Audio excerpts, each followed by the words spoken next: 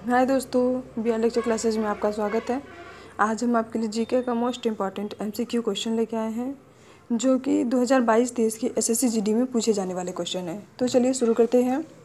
भारत के महान्यायवादी को कहाँ सुनवाई करने का अधिकार है? उच्चतम न्यायालय, कोई भी उच्चतम न्यायालय, कोई भी सेशन न्यायालय, भारत का कोई भी विधि न्यायालय। तो दोस्तों, आप तो भारत के महान्यायवादी के बारे में जानते होंगे। अगर नहीं जानते हैं तो चलिए हम बताते हैं। ये भारत के महान्यायवादी हैं जो दोस्तों, ये भारत सरकार के वकील होते हैं। इनको जो है किसी भी न्यायालय में जाने का अधिकार होता है, चाहे वो कोई भी न्यायालय हो, चाहे वो जिला न्यायालय हो, चाहे वो उच्च न्यायालय हो, चाहे उच्चतम न्यायालय हो, कोई भी न्यायालय हो दोस्तों, इनको हर न्यायालय में जाने का अधिकार होता है, वहाँ पे सुनवाई करने का अधिकार होता है। लेकिन ये किसी भी न्यायालय में या कहीं पर भी ये वोटिंग नहीं कर सकते हैं दोस्तों। वो जाकर दोस्तों न्यायालय में देखते हैं कि भारत सरकार के बारे में कहीं कोई विपक्ष में तो नहीं बोल रहा है, तो ये भारत सरकार के वकील होते हैं दोस्तों। उम्मीद है दोस्तों आपको समझ में आया होगा। तो हमारा जो है इसमें आंसर कौन सा होगा दोस्तों? तो यहाँ पे जो है आंसर होगा दोस्तों ऑप्शन नंबर डी, भारत का कोई भी विधि न्यायालय। आगे चलते हैं। भारत के नियंत्रक तथा महालेखा परीक्षक की नियुक्ति कौन करता है? प्रधानमंत्री, राष्ट्रपति, वित्त मंत्री, लोकसभा। तो बताइए दोस्तों, कौन करता है भारत के नियंत्रक तथा महालेखा परीक्षक की नियुक्ति? तो दोस्तों ये करते हैं राष्ट्रपति, ऑप्शन नंबर बी। आगे चलते हैं। निम्न में से कौन सी जीएनपी, दोस्तों यहाँ पे जो है पी होना चाहिए था, ये गलती से हो गया है जी, टाइपिंग मिस्टेक है दोस्तों। तो यहाँ पे हमारा जो है पी होना चाहिए था। तो जीएनपी की गणना विधि नहीं है।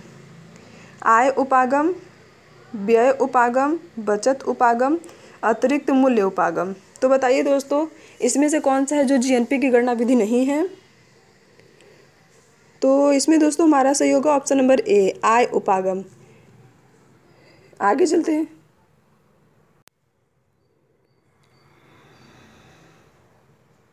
निम्न में से किस बायोम को विश्व की ब्रेड बास्केट कहा जाता है? भूमध्य अक्षांश घास स्थल, भूमध्य सागरीय टैगा, उष्णकटिबंधीय सवाना। तो बताइए दोस्तों किसे कहते हैं? तो ये कहते हैं दोस्तों मध्य अक्षांश घास स्थल को कहते हैं। किसे कहते हैं दोस्तों? मध्य अक्षांश घास स्थल। आगे चलते हैं। ज्वालामुखी के कप आकार के मुख को क्या कहते हैं? उद्गम केंद्र, अधिकेंद्र, क्रेटर, सिंडर सुंक।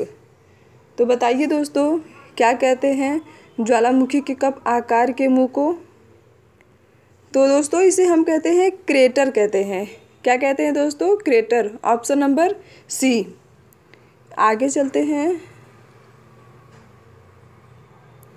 भारत में डच का सबसे प्रारंभिक उपनिवेश कहाँ था? मछलीपट्टनम, पुलिकट, सूरत, अहमदाबाद। तो बताइए दोस्तों कहाँ पे था डचों का सबसे पहले प्रारंभिक उपनिवेश? तो ये था दोस्तों पुलिकट में था। आगे चलते हैं।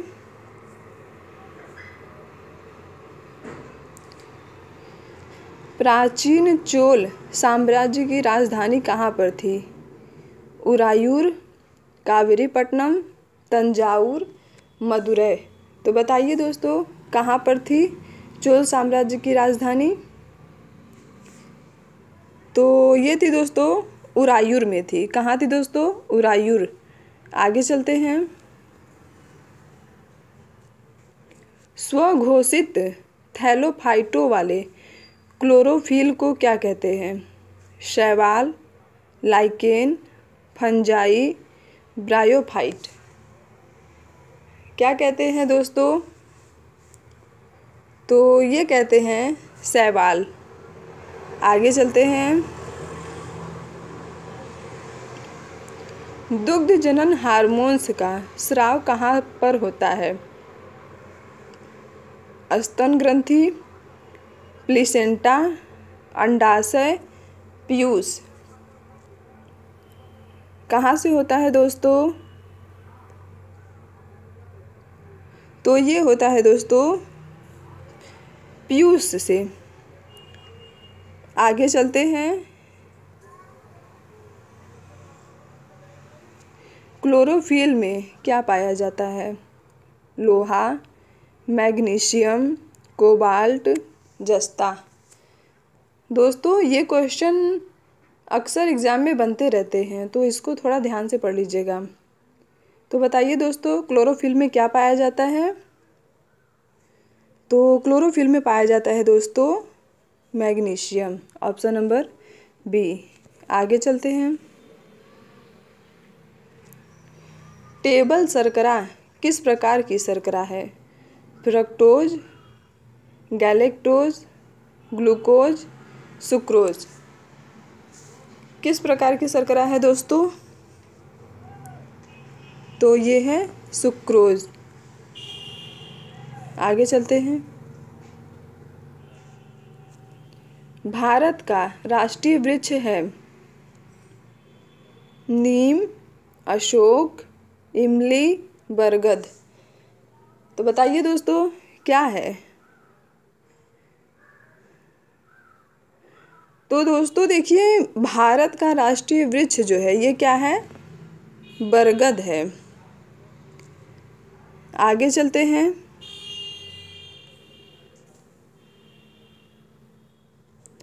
ग्रीन पार्क स्टेडियम है मेरठ में, लखनऊ में, कानपुर में, दिल्ली में।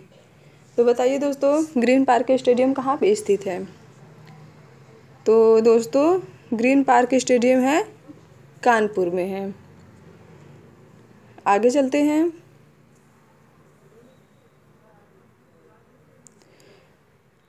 आकस्मिक बाढ़ का संबंध किससे है?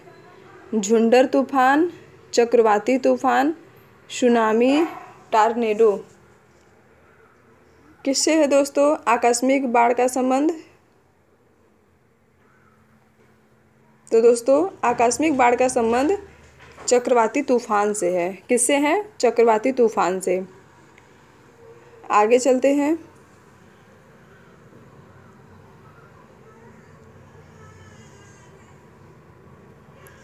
भारत के भुगतान संतुलन को किसके द्वारा ठीक किया जा सकता है?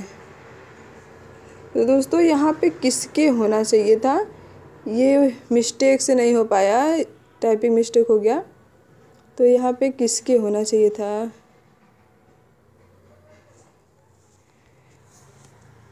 मुद्रा अवमूल्यन, प्रबल निर्यात संवर्धन, आयात प्रतिस्थापन, उपयुक्त सभी। तो क्या होगा दोस्तों? भारत के भुगतान संतुलन को किसके द्वारा ठीक किया जा सकता है? तो यहाँ पे दोस्तों सभी हो जाएंगे।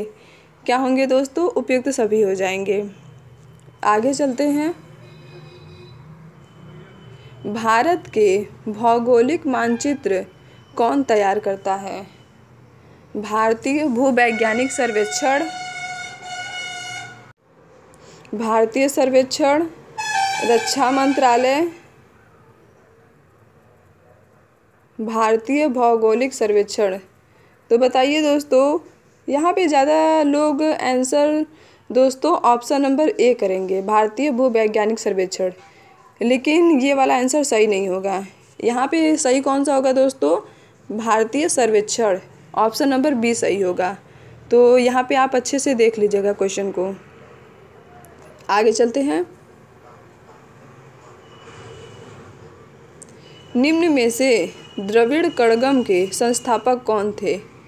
पेरियार, ईवी रामास्वामी नायकर, आचार्य विनोबा भावे, महात्मा गांधी, सी राज गोपालाचारी। कौन थे दोस्तों द्रविड़ कड़गम के संस्थापक? तो यहाँ पे होगा दोस्तों ऑप्शन नंबर ए सही हो जाएगा। क्या है दोस्तों? पेरियार ईवी रामास्वामी नायकर। तो कौन सा सही होगा? Option number A. आगे चलते हैं। निम्न में से कौन सा कीट रुधिराहारी है? फल मक्खी, घरेलू मक्खी, मच्छर, घोंघा। तो कौन है दोस्तों? तो यहाँ पे हमारा सही होगा दोस्तों ऑप्शन नंबर सी, मच्छर। आगे चलते हैं। डॉस का पूर्ण रूप क्या है? Direct operating system, dual operating system, disc operating system, develop operating system. तो कौन सा सही होगा दोस्तों इसमें? तो यहाँ पे हमारा सही होगा दोस्तों option number c, disk operating system. आगे चलते हैं और ये हमारा आखिरी क्वेश्चन है दोस्तों। भारत का कौन सा शहर सिलिकॉन वैली के नाम से जाना जाता है? बेंगलुरु, चेन्नई, हैदराबाद, मुंबई। कौन सा शहर है दोस्तों? तो यहाँ पे हमारा है बेंगलुरु। बेंगलुरु को जो है दोस्तों सिलिकॉन वैली के नाम से जाना जाता है। दोस्तों यदि हमारा वीडियो पसंद आया हो तो अपने दोस्तों में ज़्यादा से ज़्यादा शेयर करिए, लाइक करना ना भूलें। यदि चैनल पे नए हो तो चैनल को सब्सक्राइब कर लीजिए। जय हिंद दोस्तों।